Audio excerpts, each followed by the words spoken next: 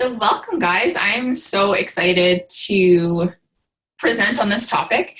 It's actually something that I've been really passionate about for a while, but never really could figure out how to mesh my two passions. I'll share a little bit about myself in a second, but this is something that we've started doing. It's a pilot project I've actually started doing in the Kitchener, Ontario area. And the testimonials that I have are astounding. So I'm a research geek. Like, I love research projects and seeing legitimate numbers and that kind of stuff. So I'm really super excited to see that stuff once we get it actually in. But this is something that's really new to me, and I am obsessed. It's so much fun. So for those of you who don't know who I am a platinum leader with doTERRA essential oils. I'm actually a retired recreation therapist. I left the industry, I'd say about a year and a half ago when I started my business, and I have a specialty in long-term care and retirement. And I studied at McMaster University in Hamilton. I was in their gerontology program. So the studying of the elderly, basically. It's pretty dry, just as much as it sounds. And then I went to George Brown College and studied recreation therapy. And recreation therapy is basically taking activities and fitness and mind games and all the fun stuff and teaching it and running programs with elderly individuals. And it's a form of therapy is what we considered it. I'm a fur mom. That's my little buddy Leo in the picture. And yes, he smiles for selfies. I have him pretty well trained.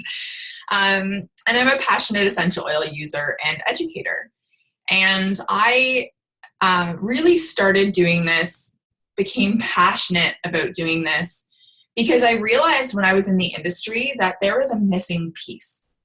There was just something missing in terms of the sort of the, I guess, aromatic side of things. Long-term care homes don't smell very good on the first hand, but I also saw that there was a gap between this whole essential oils study and then the aromatherapy study and the homes. There was just this gap, and nobody was really open to trying aromatherapy, which was something that we had learned in school.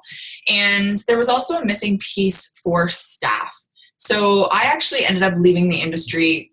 There was a multitude of reasons, but I left the industry because I was really underpaid, was a big reason, but also because I was becoming overly anxious, depressed. I was seeing some things that I really don't think that a 19-year-old should ever have to see.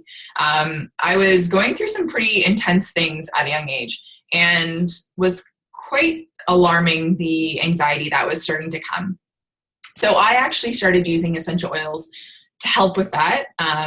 And I had such a personal experience that I knew that if this was helping me, it would also help staff, and it would also help the individuals who are living in these facilities. So long-term care homes, that's what I'm going to talk a lot about tonight, just because that's my personal experience, but also in terms of hospitals and clinics and things like that. Like I said, beneficial to not only patients, but the staff. So I do have to say, this is a clinical aromatherapy presentation. I am not a clinical aromatherapist. There is an entire program that you can actually go through to do this. I am not one, but what I have done is I've combined my education, what I've learned, the protocols and rules from the industries that I'm familiar with, and meshed it with my knowledge of essential oils. I did a lot of research before I started rolling this out with homes, because I've been presenting to administrators and CEOs of these massive companies, and they want legitimate stuff. So I've done quite a bit of research to compile all this. So what is clinical aromatherapy? Simply put, it's the controlled use of essential oils for therapeutic outcomes. So for really anything in terms of stress, anxiety, even blood pressure. I'll get into that even further. But it involves the chemistry of oils in the brain, which I'll also explain for our science buffs like I am. And like most of us who are familiar with oils know, oils can have a multitude of reactions in the body. So they can relax your mind, your body, boost your immune system, soothe pain, and promote sleep. So how do we use essential oils for the purpose of clinical aromatherapy? For the purpose of this presentation, I am strictly talking about aromatic use. We are able to, with our doTERRA essential oils, take them both internally and use them topically. But for the sake of clinical use, hospitals, long-term care homes, we're going to stick with aromatic. So I primarily suggest the use of a diffuser. So a little, I should have had a picture on here, but a little, it's like a little thingamabob. I don't even know how to explain it. Fill it with a little bit of water and some essential oils in it, and diffuses a mist, a cold steam into the air, and diffuses the essential oils. So that's what we've been using in our studies and in our homes we're putting it into right now. And the reason why aromatic use is so powerful is because there's two reasons. But it affects the olfactory system. So once again, I am not a nurse doctor, so this is like totally layman's terms. But the olfactory system includes all physical organs and cells related to your sense of smell. So basically you inhale through the nose, the molecules interact with the olfactory organs and almost immediately enter the brain. So the interaction with the limbic system, so your limbic system is your emotional brain, your emotional side of things.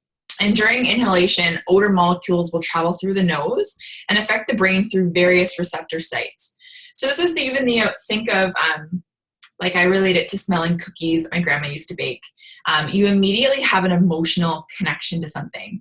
So that's the part of the brain that controls your heart rate, your blood pressure, memory, and stress. And there's actually scents that will, that I've experienced in facilities that'll actually speed up my heart rate, make me nervous. And then I do know of a number of them, like I'm sure you guys do, that will actually lower your blood pressure and bring back memories and that kind of thing.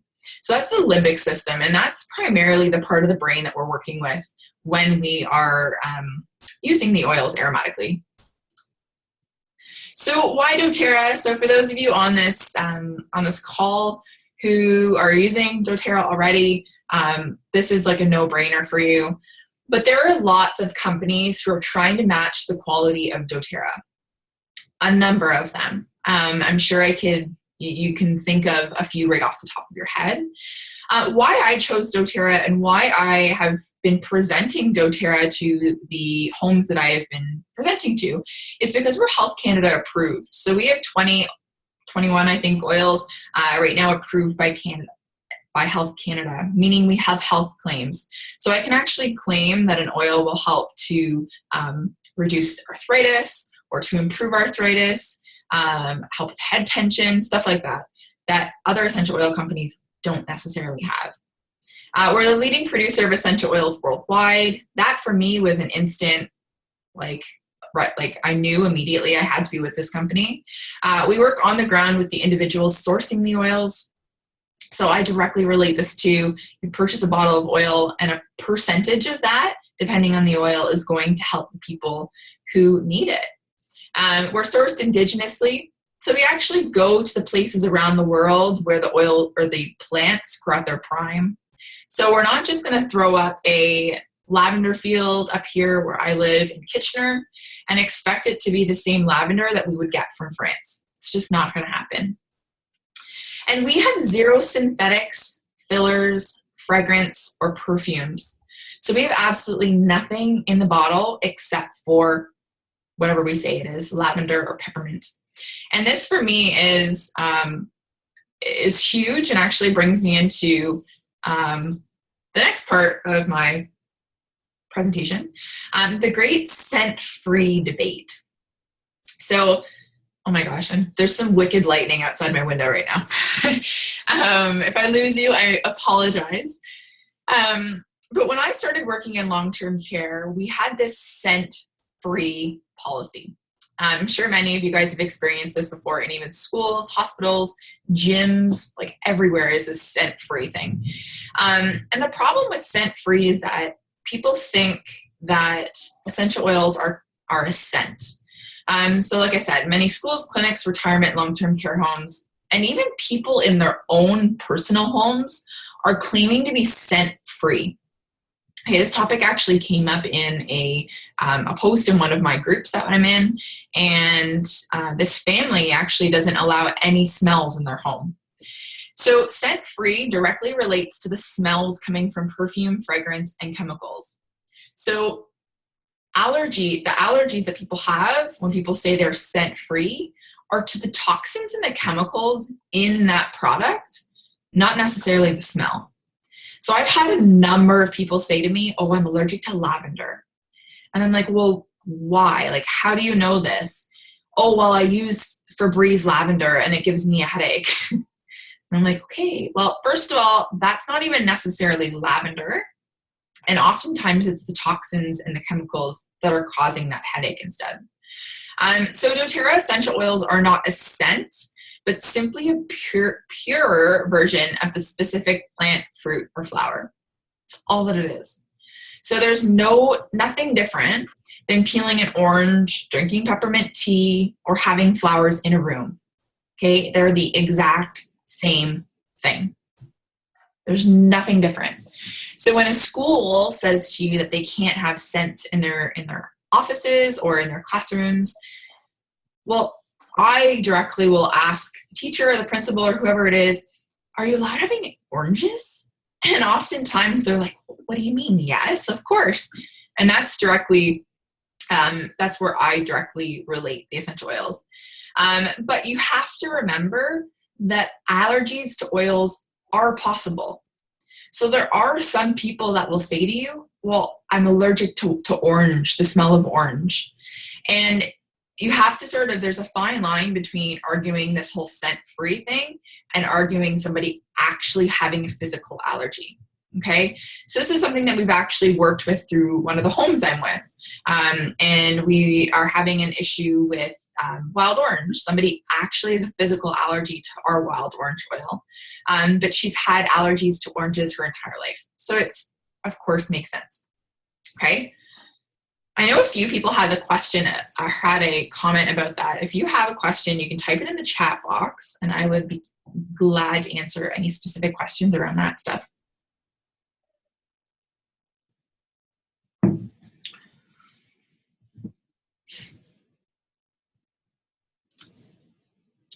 So if you are a research or trial person like I am, I need proof. So for the purpose of this presentation, like I said, have directed this to long-term care, individuals with dementia or dealing with agitated behavior, just because that's exactly what I have experience in. But there's no reason that this can't directly relate to hospitals. So these are just a couple of studies that I came up with. And if you are interested in finding more information about these specific ones, I do have the studies, so I can always link to that. But they studied 122 non-demented patients, so individuals without dementia, in intensive care. They diffused lavender nearby for a period of 2 weeks and noticed the greatest improvements were in mood and reduction in anxiety. So this was all done through, they did scoring, and they also looked at medication amounts. They diffused lavender, geranium, and tangerine around 39 patients over an unspecified period of time. So we don't know how long, but they showed increased alertness, contentment, and slept through the night, reduced levels of agitation, withdrawal, and wandering. And so for those of you who do have experience in long-term care or retirement, wandering and agitation are two of the biggest things we deal with. I actually worked in a locked unit. We had 60 individuals in this unit who were aggressive, had dementia, Alzheimer's, severely. And I was beaten up a few times, and I had dealt with some wanderers and lots and lots of agitation. And so for me, I would have greatly benefited from using these oils in the home. So that's the first place that I went to. Ylang ylang, patchouli, peppermint, and rosemary were diffused again around an unspecified number of residents. They showed a marked decrease in disturbed behavior, leading to a reduction of prescribed conventional medication. So this one for me sort of caught my eye and was a really great way for us to present to homes to not only reduce the amount of money that they're spending, but to also reduce the amount of drugs those are giving out. Because I know in my experience, I would often see staff just sort of pumping these residents full of drugs because they were misbehaved or agitated or anxious. So knowing that we could in turn use essential oils instead is amazing. I'm sure there's nobody, I hope there's nobody that would be able to disagree with that. So clinical aromatherapy is not only for patients, but for staff. And so I have noticed such a great benefit. And when I present, I'll often say that the oils are going to make your job easier. So if you are in a clinical job, you work in a clinic or a long-term care home or hospital, these essential oils are going to benefit you almost even more than the patients at times. So Vanderbilt and Johns Hopkins hospitals diffuse wild orange, lemon, lime, and citrus bliss in the emergency room.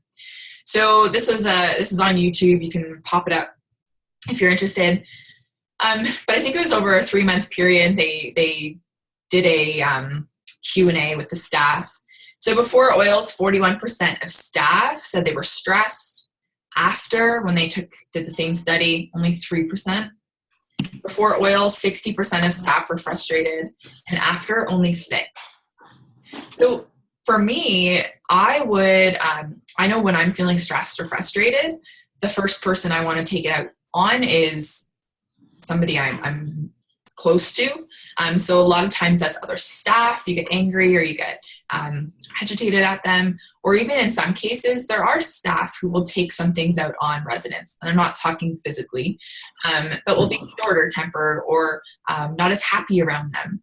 So when we're feeling stressed or frustrated, we don't even recognize what that's then doing to the people that we're dealing with on a daily basis. So having these essential oils in hospitals or clinics is such a great way to increase the mood and energy in that space. Like, who doesn't want to walk into a doctor's office that smells like oranges? I would.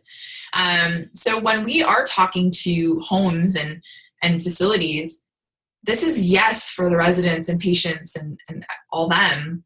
But this is also for the staff. Okay, this is also going to benefit them directly. So I'm going to share my the top oils that I've been presenting and the top oils that I've seen drastic changes with. There will be some terminology that some of you might not necessarily understand, so feel free to ask if you have any questions. But lavender is a given. And lavender is the oil that you're going to use when people are high strung, when you're dealing with a ton of agitation, anxiety. This is a great oil for those in long-term care or retirement who are what we call sundowning. So sundowning is usually a 5 p.m. stretch when they are just like a 5, 6, 7, around bedtime, when they're just, the residents and patients are just sort of off the walls. It's usually the time of day when people are highly agitated, aggression starts coming out, anger, all that kind of stuff. So they've seen that lavender increases functional ability, communication, as we all know, ability to sleep, increases memory. And there was actually a study done that showed that it increased mini mental exams scores. So a mini mental exam is something that you do, and I used to do a lot when somebody is brought into our home, and then we would do it every 6 months after that. And what it is like a little like a test that we do with them, almost like a brain function test. So they have to draw something or pick the word that stands out or spell this or spell that. So it's like a little mental exam, obviously. Makes sense. But the mini mental scores increase due to alertness and less resistance to care. So that's the biggest thing, that when we do mini mentals or when we're doing one-on-one tests with somebody, there's a lot of resistance around it. First of all, they've just moved into this place, or they were just admitted into this hospital or whatever it is. And so, of course, they're going to be resistant to you sitting in their face, testing them on something. So it'd be great to have a diffuser of lavender going, or even just having some lavender on you, right? They're aromatically absorbing that as well.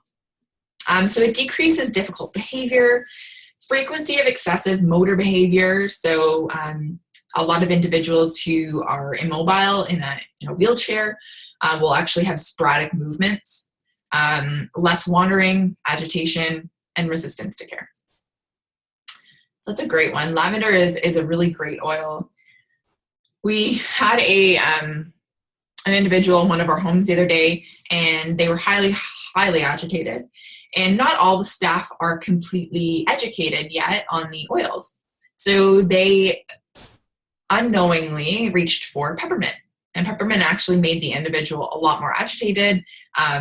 It obviously increased their energy, so they were actually able to, their aggression increased with that as well.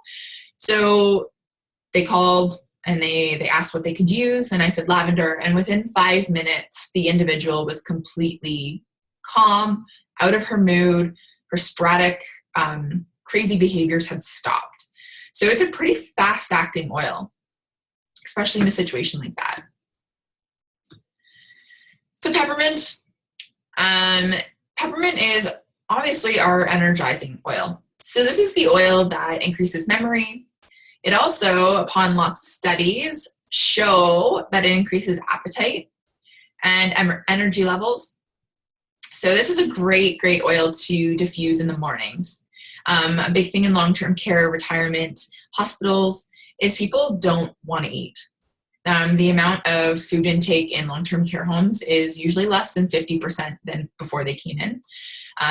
So what we do in a few homes I'm working with is we diffuse peppermint in the mornings. So they actually diffuse it as the residents are coming into the dining room. And first of all, it is a wonderful smell to cover some of the icky smells that come with the food from a retirement home or hospital. But it also has been shown to increase appetite. So it decreases absent-mindedness, anxiety, which, like I said before, it increases anxiety in some people, will decrease in others. And sleeping in programs. So a big thing we deal with as recreation therapists is a lot of sleeping. So we'll be running a crossword program or a I Spy program, and you'll have 15 residents sound asleep. So diffusing peppermint is a great pick-me-up. So I love diffusing it with wild orange. Wild orange for me is such a great energizing and mood-boosting oil. And the two together are just such a wonderful smell. I love it.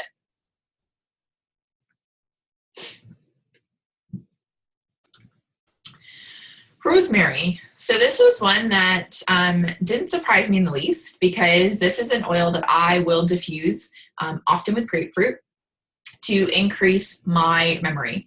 So if I'm preparing a speech or a training or something that I need to memorize, I diffuse rosemary. It's so, so good. It increases cognitive performance. So this is in both speed and accuracy, increases mood. And upon further study, it is the best oil for dementia. And this is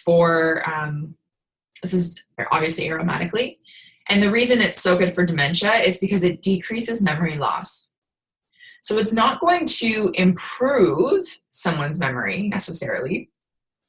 In my case, I find that it does. But in somebody who is dealing with dementia or Alzheimer's, it's just going to help slow down the process, okay?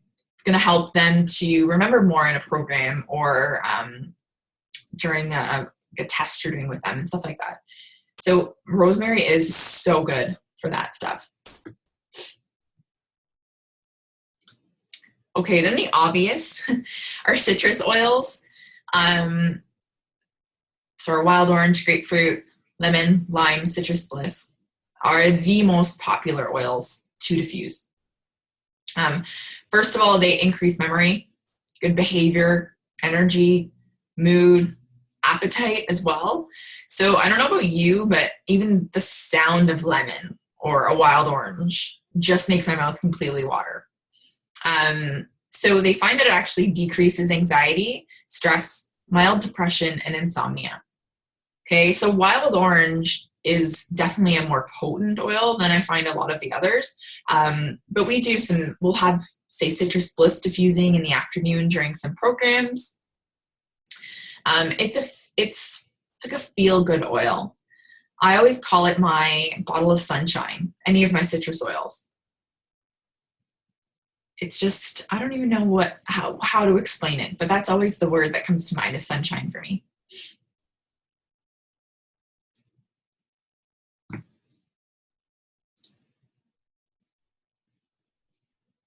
Right. And then On Guard. On Guard is is one that I don't necessarily diffuse for the aromatic uses, but more for the immune boosting. So in places like hospitals and long-term care facilities, outbreaks are rampant. So an outbreak is when one person gets the flu and then the entire home ends up getting the flu, and you're actually on lockdown. So you're not allowed leaving certain areas of the facility. When we come and go, it's like I'm literally stripping at the before I left the home, I would be taking all my clothes off and changing so I didn't bring whatever bugs home with me. So On Guard was the first oil that came to mind when I thought of using them in clinical settings. So obviously On Guards are immunity boosting blend. And I have not suggested diffusing it on its own to these homes because I know for myself, I actually find On Guard slightly potent. It hurts my throat a little bit. It makes me cough when I diffuse it for too long. But I do know the benefits of it. It's the first oil I go to when I need an immune boost. And it's the oil that I add to everything.